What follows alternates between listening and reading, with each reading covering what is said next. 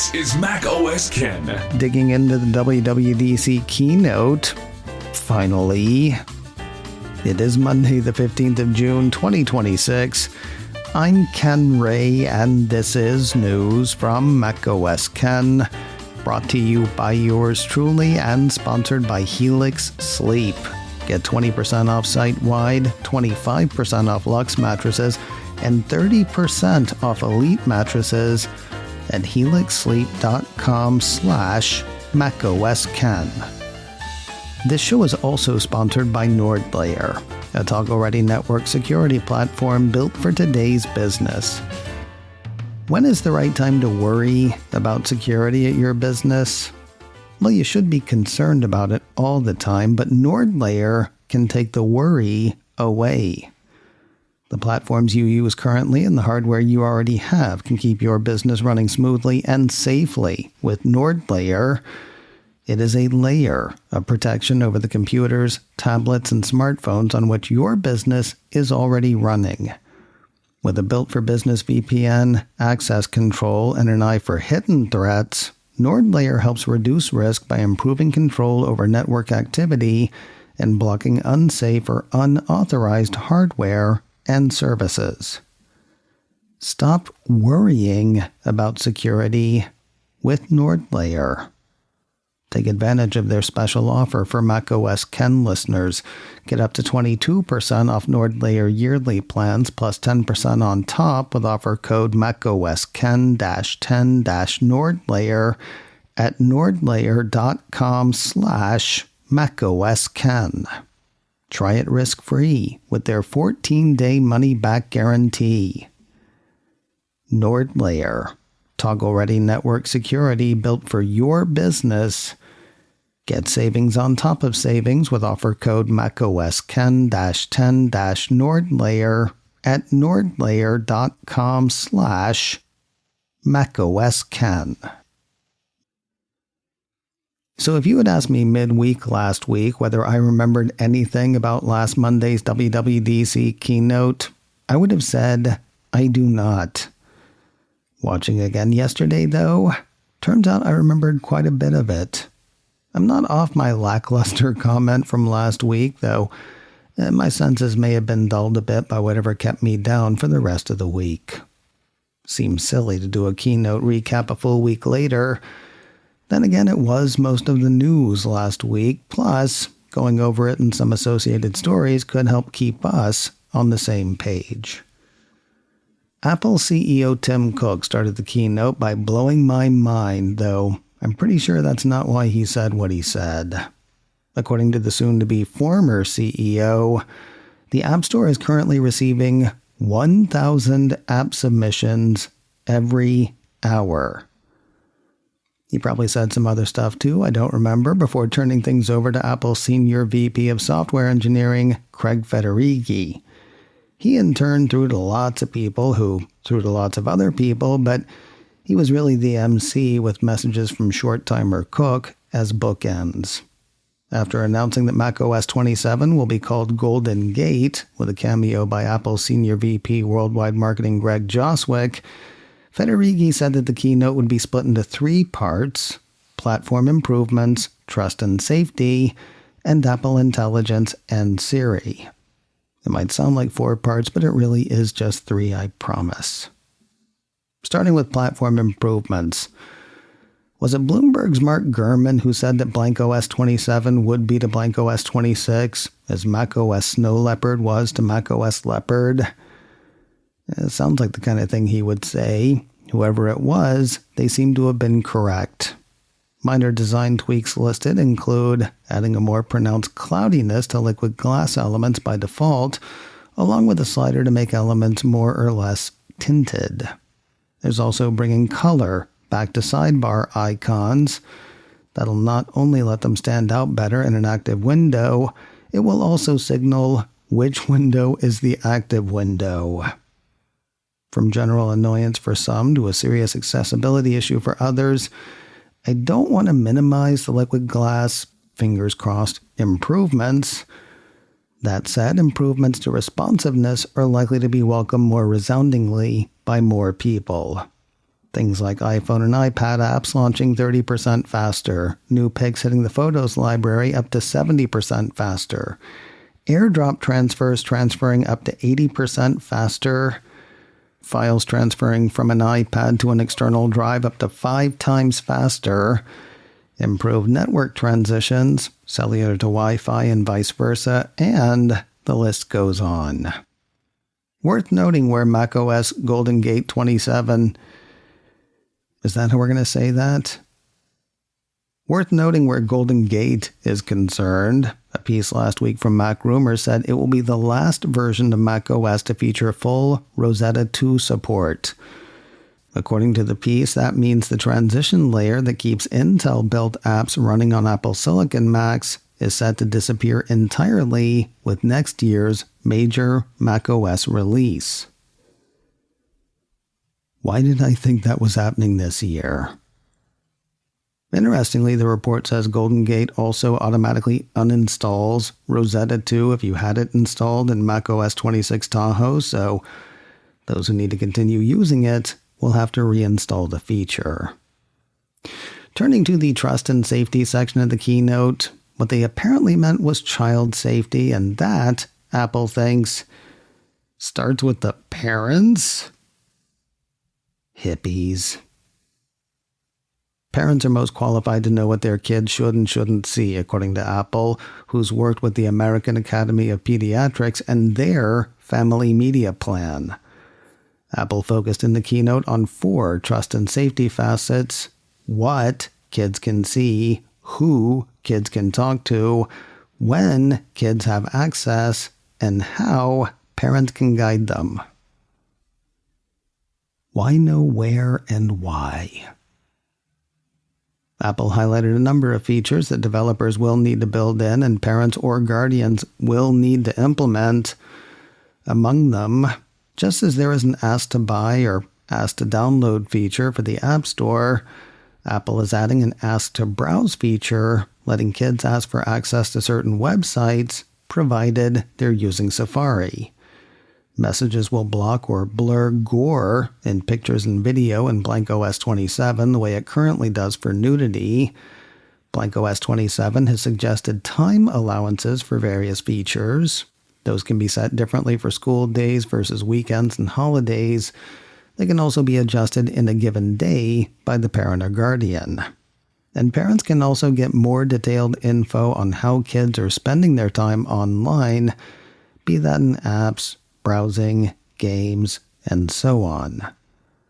Now, all of this hinges on parents, of course, like making sure the child is on a child account. If they're not currently, Apple says their current account can be converted to a child account, and bully for that. To sum it up, said Federighi, we're giving parents powerful, easy-to-use tools to help manage what kids can see, who they can talk to, and when they have access. Though I kind of dashed through it there, the trust and safety section of the keynote was not insignificant in terms of time spent. A piece from the Next Web says that's likely down to regulatory pressure.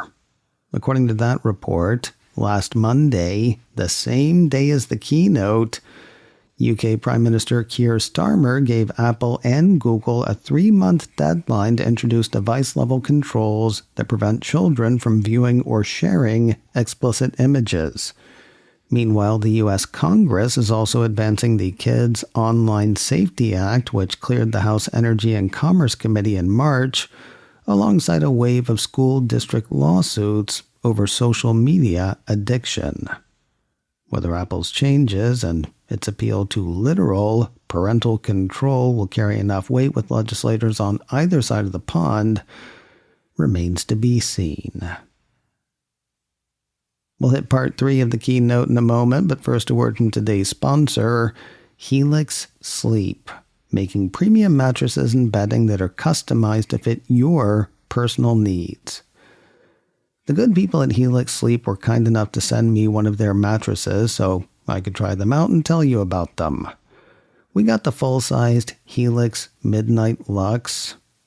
Now you know I don't say I love a product if I don't. So let me tell you something I love about my Helix. I don't know how to break this to you, but I'm getting older. I'm a side sleeper, have been my whole life. For the past couple of years, though, that's meant waking with a little hurt in my hip. Not since I got my Helix. They asked so many questions in the ordering process about both me and my special lady friend to make sure the mattress we got was the right one for us. And it was. They'll do the same for you, and they'll give you time to be sure. Their Happy with Helix guarantee gives you a 120-night sleep trial with seamless returns and exchanges should either be necessary. Of course, my expectation is that you'll be sleeping as well your first night and every night after as I did my first night and every night since. Go to helixsleep.com/MacOSKen for 20% off site-wide, 25% off Luxe mattresses, and 30% off Elite mattresses. That's helixsleep.com/MacOSKen for 20% off site-wide, 25% off Luxe mattresses, and 30% off Elite mattresses. HELIX helixsleep.com/MacOSKen. Kicking off the Apple Intelligence and Siri section of the address, SVP Federighi seemed to sort of swipe at other players in artificial intelligence, saying they are racing forward, pursuing AI for the sake of AI, without clear regard for us, the people it's meant to serve, or words to that effect. And with that, it was off to part 3, divided itself into 3 parts: architecture, Siri, and apps. To achieve its architecture, Apple took Apple's foundation models, added Google's Gemini model, and got next-generation Apple Foundation models. Apple says that's been designed to do as much as it can on-device, with the heavy lifting happening in the cloud via private cloud compute. Sounds like 2024 all over again, doesn't it? Well, there are reasons to think it's not. For one, developers who've tried it seem pretty impressed. Also, demos during the keynote weren't live. I mean, the keynote itself wasn't live, but they did seem to be live to tape. Pauses that might have been cringe-inducing back in Jobs' day actually yielded impressive results. Also, it was pretty obvious they hadn't edited to make it look good. Finally, I saw a press person, might have been Harry McCracken, I can't remember, but I saw a press person talking about how impressed they were with the live demos they saw from Apple in Apple Park after the keynote. While people have expressed concern about Apple getting into AI bed with the giant vacuum of data that is Google, the company sought to allay any worry. A piece from the Next Web said that while the heaviest reasoning tasks route to Google Cloud, queries, according to Apple, are anonymized and tokenized, so neither Apple staff nor Google can link requests to individual users. They also had Federighi saying, "We use none of the models that Google deploys to its customers. Your requests are completely private to you. They're never stored. They're never accessible to anyone." What do you get when you combine Siri and Apple Intelligence? When it's Apple, you get Siri AI. That includes personal context understanding, app actions, on-screen awareness, image understanding, and access to broad world knowledge. You end with an assistant that's more capable and more conversational, according to Apple, with some really cool customization options on the talking part. Users will be able to set levels for speed of speech, as well as expressiveness, provided they're using hardware that's relatively recent and relatively powerful. More on that in a bit. Siri AI will be available in English to start. Federighi indicated that it will rapidly expand to other languages. As for the apps segment, examples of AI at work included a feature where the Passwords app can not only spot compromised passwords for accounts as it does already, but go to the service, change, and save weak or compromised passwords on the user's behalf. I've seen reactions to that are both impressed and kind of creeped out. It's not going to be doing that without your okay, though, so okay. Users will be able to create shortcuts by saying what they want rather than having to piece pieces together. Image Playground is adding a number of styles, including photorealism, and changes to the Photos app include a much improved cleanup tool, an extend tool that'll add background that wasn't there if you want to widen the shot, and spatial reframing, which uses Apple's spatial model and its image generation model to change the photographer's position relative to the subject after a picture is taken. I am told I should not be bothered by that last one. Kind of sounds like users will learn an AI lesson that developers and businesses have found hard to swallow. Running out of tokens. Doing an audio version of fine print, SVP Federici said, some features, including image generation, have daily usage limits because they rely on powerful server models. Increased access is available with most iCloud Plus subscription plans. So get yours today, boys and girls. Also, Mr. Fine Print said Apple's most powerful on-device model and the features it enables, like expressive voices and more advanced dictation, will be coming to Apple's most capable iPhone, iPad, and Mac systems. If you're wondering which ones those are, they include iPhone Air, iPhone 17 Pro and Pro Max, iPad with an M4 processor and later with 12 gigabytes of memory or more, and a Mac with an M3 processor and later with 12 gigabytes of memory or more. As indicated earlier, the developer betas went out to developers last week. Public betas are due out next month. The full range of BlankOS 27 is expected out to the public this fall. That is not everything, but it's enough to get us started, I think. Tomorrow we'll hit the EU, specifically why Apple says Siri AI will not hit the EU anytime soon. Also, Deepwater Financial's Gene Munster had an interesting take on Apple's lack of hard dates for upcoming AI releases. And believe it or not, there was news that was not WWDC related. We'll start catching up on some of that tomorrow as well. Back to the keynote specifically. If you wanted to watch it, I assume you have already. But just as a reminder, you can catch a replay of the keynote on Apple's site, on the company's YouTube channel, through the developer app, and through the Apple TV app. First time I watched it on my Mac, which is not good enough for the most advanced Apple Intelligence features, apparently. Second time, I watched it through the Apple TV app on my Microsoft Xbox One. The world's a funny place, isn't it? And finally today, if you were looking for things from last week's keynote, you were disappointed. There was no new hardware announced, though there may have been one more thing hidden. Almost as soon as developers got access to the iOS 27 beta, at least one found hints in code about Apple's anticipated foldable iPhone. TechCrunch ran a piece last week that had a researcher posting to the Heil site about references to fold state, mechanical angle degrees, and MG get logical device display count. OMG, get logical device display count. Such terms seem to suggest that iOS 27 will be able to tell if the iPhone is folded out, to what degree it's been opened, and how many displays the device is using. Also sounds like Apple's foldable iPhone will run iOS 27, which is due this fall, long about the time many expect a foldable iPhone. I do have one more thing for you. Thanks.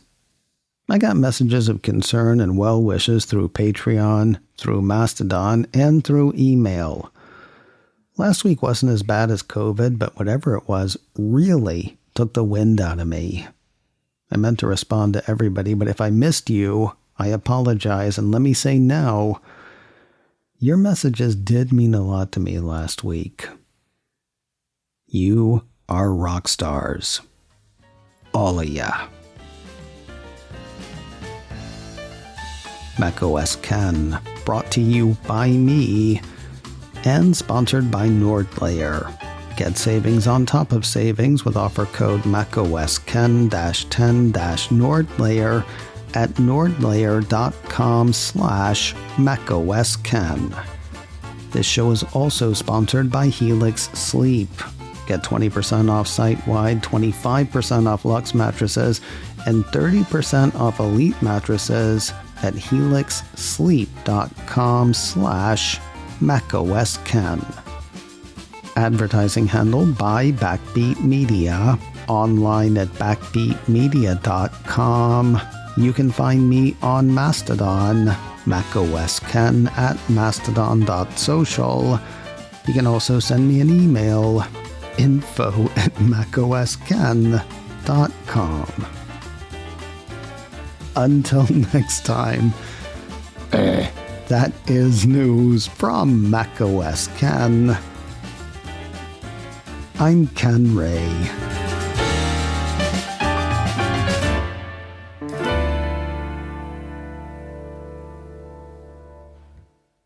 Ciao.